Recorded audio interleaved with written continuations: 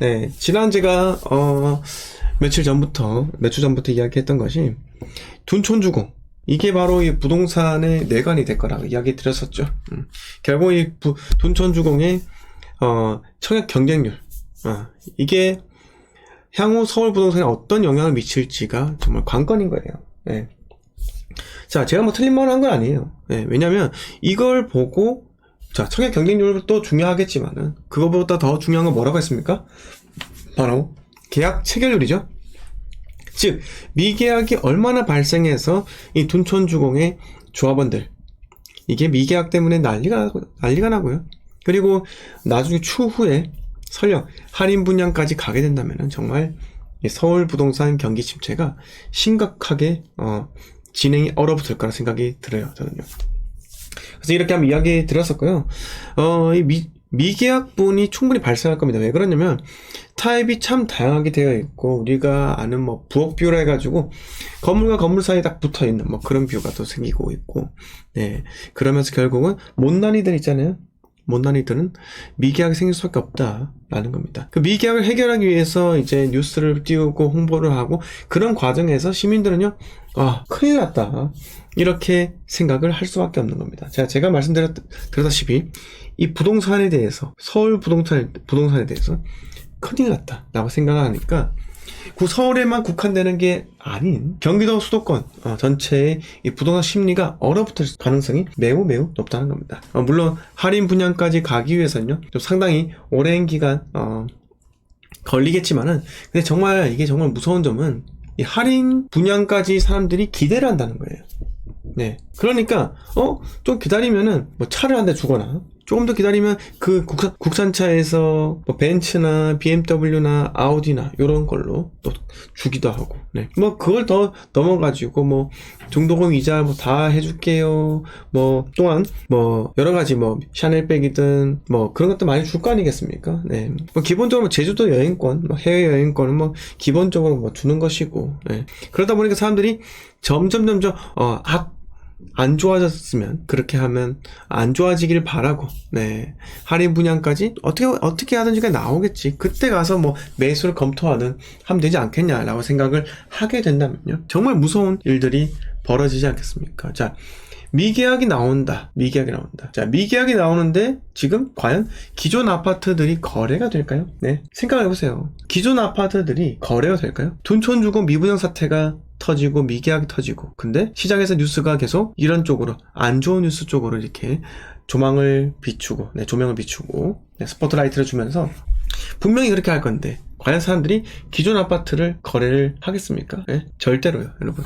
절대로 거래가 일어나지 않습니다. 자, 그렇다면요, 제 생각에는요, 이제 우리는요, 준비를 한 사람들은 엄청난 기회를 얻을 것이고요, 준비를 하지 않은 사람들은요, 그냥 이것도 기회로 볼 수 없고 그냥 날리는 그런 실기가 되지 않겠나 라는 생각이 듭니다. 저 같은 경우는 뭐 항상 말씀드렸다시피 1주택자입니다. 네, 준비가 충분히 되어 있고, 자, 제가 계획을 세워요. 매년마다 계획을 세우고 매 분기마다 또 계획을 세우고 수정하고 하면서 이렇게 부동산에 대해서 그래도 습관화와 투자의 실천을 꾸준히 하고 있는데, 여러분들은 도대체 어떻게 하시는지 참 궁금하기도 합니다. 네, 저는요, 지금과 같은 이런 시기에 실탄을 마련했다는 것에 대해서 매우 뿌듯해 하고 있습니다. 네, 자, 왜? 준비를 하면 들어갈 수 있는 상황이 생기니까요. 남들은 그럽니다. 정작 주식이든 부동산이든 하락기가 왔을 때 현금이 없어서 살 수가 없다 라고 이야기하기도 해요. 근데 그건 다 핑계입니다. 네? 그 현금을 확보하기 위해서 미리미리 정리하고 전세로 갔든 월세로 갔든 그런 식으로 준비를 해야 되지 않겠습니까? 네? 자, 그렇지 않은 거죠. 네. 지성인이 반갑습니다. 네. 자, 비파라오님께서 조합원들이 욕심이 화를 불렀다. 닭장 지어놓고 일반 분양 조합원들은 판상형, 이렇게 이야기를 해주셨고요. 네. 한강님은 분양가 조금 비싼 듯 합니다, 이렇게 하셨고요. 정재훈님은 네, 인천 들어가 되나요? 아니요. 인천에 뭐 실거주다, 네, 그럴 경우 어쩔 수 없이 들어가도 되겠습니다. 제가 말씀드렸어요. 실거주에 국한해서 일단 내년 8월까지는 기다리시거나, 아니 입주하는 아파트 많이 떨어졌을 때 뭐 잡아도 전제 조건이 있습니다. 급등하고 V자 반등해서 폭등하는 확률은 거의 없다라는 생각을 하시고 들어가시라고요. 자, 강남 부동산 이제 떨어지기 시작했고요. 이제 서울의 주요 대단지인 둔촌 주공도 청약 경쟁률이 낮잖아요. 자, 어떤 분은 높다고 하는데 저는요, 이건 높은 것도 아닙니다. 이 정도는요, 과거의 청약 경쟁률 대비해서 상당히 낮은 편이고요. 네, 낮은 편이죠. 게다가 또 뭐가 있습니까? 네? 게다가 자, 아무튼 간에 지금 현재는요, 여러분, 이렇게 서울의 강남, 둔촌 주공 등 미분양 터지면서 수도권까지 확대가 될 겁니다. 공포스럽다는 거죠. 그런데 수도권과 같이 엮여있는 천안, 아산 이런 데는요, 더 큰 공포가 또 찾아올 수 있다는 겁니다. 천안, 아산 또 어디 있습니까? 위에 평택, 동탄까지. 이제 사람들이 부동산에 거래를 하지 않을 확률이 매우 높아요. 네, 맞습니다, 젤리님. 둔주로 인해서 부동산 분위기가 더 차가워지는 거 아닌지 모르겠습니다. 저는 그렇게 생각해요. 네, 더 암울해질 것이고, 그렇기 때문에 특히 서울의 위성도시 참 참 조심하세요. 자, 수원 있잖아요. 수원도 조심해야 됩니다.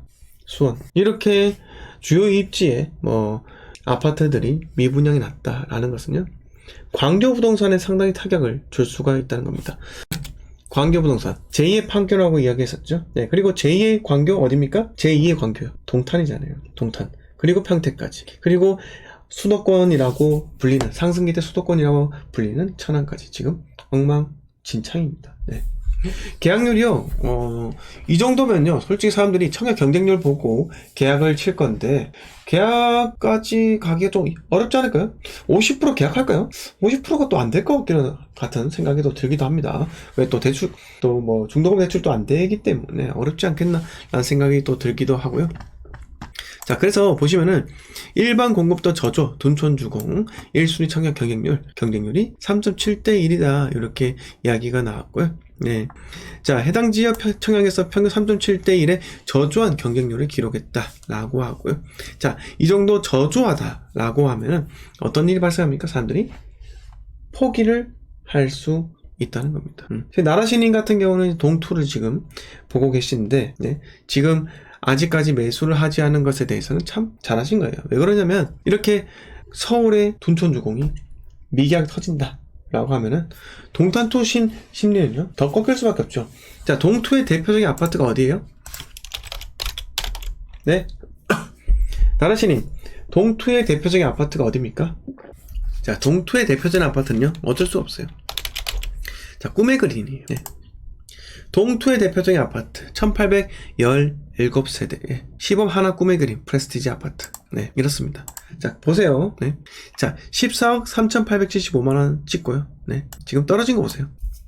35% 받았습니다. 이 14억이요, 보세요. 실거래가 찍힌 거 보시면은, 자, 14억 5천 찍혔었고요. 네, 이 14억 5천이 찍히면서 사람들이 이야기를 했어요. 이거 금방 15억, 16억 그냥 갑니다. 네, 이렇게 이야기를 했다는 거예요. 하지만 결국은 15억이라는 한계에 부딪히고요, 떨어지기 시작했죠. 왜? 15억이 넘어가면 대출이요, 전면 차단이에요. 그러면 사람들이 이 대출이 막히면요, 집을 15억 주고 서울에 사지 왜 동탄에 매수를 하겠습니까? 그러니까 우리가 상식적으로만 접근을 했을 때, 네, 15억에는 거래 안 된다. 15억의 현금이 있으면 나 같으면 서울에 거래를 한다 라는 거예요. 그래서 이런 일이 지금 좀 발생을 했고, 금액대는 지금 14억에서 5억이 떨어졌죠, 여러분. 5억. 말이 35%지. 자, 5억이 떨어지면요, 완전 멘붕 사태예요. 멘붕 사태. 네, 어마어마하죠. 자, 동탄역 시범 더샵 센트럴시티 보세요. 이건 16억을 넘었습니다. 16억을 넘고, 자, 떨어졌죠. 네, 근데 아직까지 13억 수준인데, 조금 더 기다리면요, 이제 더 빠질 거예요. 그래서 제가 여러분들한테 계속 말씀드리지 않았습니까? 네, 나라시님, 제가 언제까지 집을 사지 말라고 이야기했습니까? 네, 언제까지 집을 사지 말라고 했어요? 내년 8월까지. 아무것도 하지 마시고 기다리라고 이야기했잖아요. 왜 그러냐? 절대적인 금액대가 중요한 게 아닙니다. 네, 에세이님 정확하게 말씀하셨죠. 절대적인 금액대가 얼마만큼 떨어지는지가 중요하지 않아요. 자, 작년에 만약에 13억 천이다. 네, 동탄역 시범 더샵 센트럴시티가 13억 천이다. 너무 저렴해가지고 금매로 잡으셨겠죠. 이러기 때문에 절대적인 금액대는요, 하나도 중요한 게 없다라는 겁니다. 네, 자, 그래서 저는 무조건적으로 시기가 중요하다 생각하고 앞으로 취득세 중과가 반드시 풀려야지만 완화가 되면서 거래가 좀 활성화되면서 바닥을 다질 수가 있는 겁니다. 여러분들이 저한테 주선생 당신은 맨날 똑같은 이야기만 하지 않느냐 라고 이야기를 할 수도 있어요. 근데 이 똑같은 이야기를 지겹도록 반복해서 여러분들한테 이야기를 드려야지 여러분들의 머릿속에 세뇌가 되는 거예요. 아, 이럴 경우는 부동산을 사면 안 되는구나, 이런 마음이 들겠군요. 네, 그래서 나라시님이 잘 이야기하셨는데 매일매일 제 방송 봐주세요. 제 방송 보는 이유는요 하나입니다. 물론 돈을 벌고자 하는 그런 마음도 가득하시겠죠. 저도 마찬가지입니다. 하지만 첫 번째 이유와 두 번째 이유, 그리고 마지막 세 번째 이유는요 하나입니다. 기다리기 위해서예요. 때가 오면 때가 오기까지 기다리는 거예요. 무조건적으로. 네. 근데 여러분들 혼자서 이 가격대를 보면서는 기다리기가 어렵습니다. 네. 혼자서 기다리기가 어렵다면요, 다 같이 한마음 한뜻으로 모여서 기다림을 배워야겠죠. 자, 지금까지 멘트가 괜찮았으면요, 여러분 좋아요 좀 눌러주세요. 좋아요 100개 넘는 것 좀 보여주세요. 네, 인사 한번 하고 가겠습니다. 네, 자, 어디까지 인사했죠 제가? 네, 자, 권봉토님 반갑습니다. 우수님 반갑고요. 옥동자마님 반갑습니다. 자, 루럴킴님께서 동대문 4구역 재개발 오늘 청약, 건설사 아직도 고분양인 듯, 이렇게 이야기하셨고요. 젤리님께서 오늘 건설사뿐만 아니라 자동차 부품업체 부도 소식도 있던데 참 안타깝습니다. 네. 하리님 반갑습니다. 나라시님께서 불인이라 진입 타점은 사실 못 잡고 있습니다. 그러면 내년 8월까지 기다리세요. 하리님께서 저번주에 부동산 강의 듣고 왔는데 잠실 해운대 2개 집어주는데 괜찮. 하리님, 부동산 강의 혹시 왜 들으셨나요? 네. 그냥 제 방송 보세요. 제 방송 보시고, 네. 그냥 제 골드 멤버십 가입하시고 톡방 들어오세요. 그게 낫지 엉뚱한데 돈 쓰지 마세요. 네. 왜 매수하라고 이야기하는 사람의 그 방송을 듣죠? 왜 그런 사람의 부동산 강의를 듣습니까?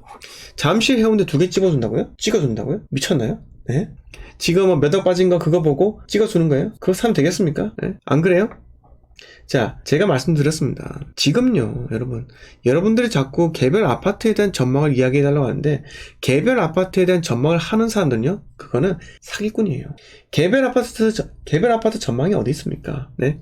그 지역은요, 사이클 동일해요. 네. 자, A 아파트, B 아파트 100m 떨어져 있어요. 이거 전망이 달라요? 똑같습니다. 똑같으나, 실거주 선호하는 타입이 다른 거죠.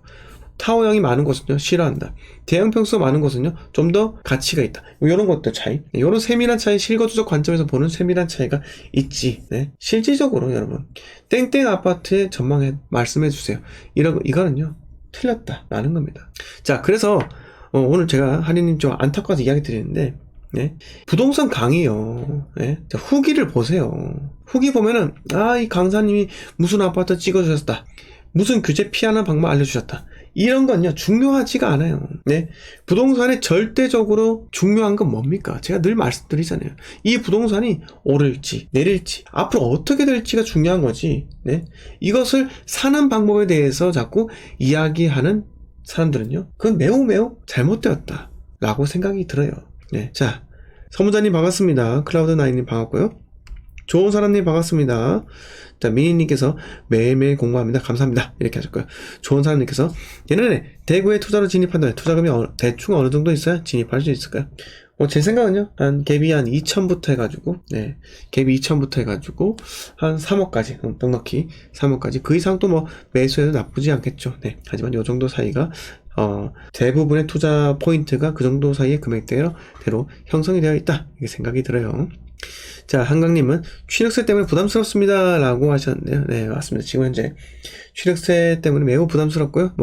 공시가 1억이야 당연히 취득세 중과가 없지만요. 근데 생각을 해보세요. 공시가 1억 이하에 베팅한다는 거 왜 베팅해요? 단순히 취득세 중과 피하기 위해서요? 그런데 떨어지면요, 네, 누가 책임지는데요? 떨어질 게 아니라, 네, 제가 말씀드렸잖아요. 사는 방법에 대해서 강조하는 사람이 중요한 게 아니라, 그런 멘트가 중요한 게 아니고, 그런 거 생각할 필요도 없고요. 뭐가 중요합니까? 이 아파트가 오를지 내릴지가 가장 중요하다. 특히 지역 있죠. 네, 지역 분석하는 것도 좋다고 생각을 합니다. 네, 김인아님 반갑습니다. 임민수님 매우 선방입니다. 각종 언론 압박과 선도, 대출 등 악조건에서도 대단한 청약 통장수. 그게 중요한가요? 민수님? 네. 자, 민수님, 제가 말씀드릴게요. 청약 경쟁률은요 안 중요해요. 중요하지 않습니다. 중요한 건요, 뭡니까? 예? 민수님, 중요한 게 뭐예요? 계약률이에요. 계약률. 아무리 청약 경쟁률이 낮아도 계약률이 높으면요, 상관없습니다. 하지만 지금은요, 청약 경쟁률이 낮기 때문에, 네, 어쩔 수 없이, 뭡니까? 계약률도 낮을 수밖에 없는 거예요. 자, 나이 있는 복학생님 반갑습니다. 모른단계님 반갑습니다. 라피타님 반갑고요. 이성원님 반갑습니다. 비조정 지역도 취득세 중과 있나요? 네, 있습니다. 네. 자, 한강님께서 좋은 말씀 감사하고요. 비조정 지역은 3주택 이상부터 취득세 중과가 있습니다. 연희님 반갑습니다. 미조로님께서 지금 취득세 중과 해제 기다리면서 느긋하게요. 이게 정말 좋은 말씀이에요. 네. 자, 미즈로님처럼 이렇게 미리미리 준비를 하시고 제 방송을 1년 넘게 보셨잖아요. 네, 1년 넘게 보시면서 저와 같이 호흡을 맞추면서 지금 자산을 다 정리하셨고, 네, 그리고 지금 취득세 중과 해제를 기다리면서, 네, 기다리고 계시다는 겁니다. 자, 이렇게 준비를 하셔야 돼요.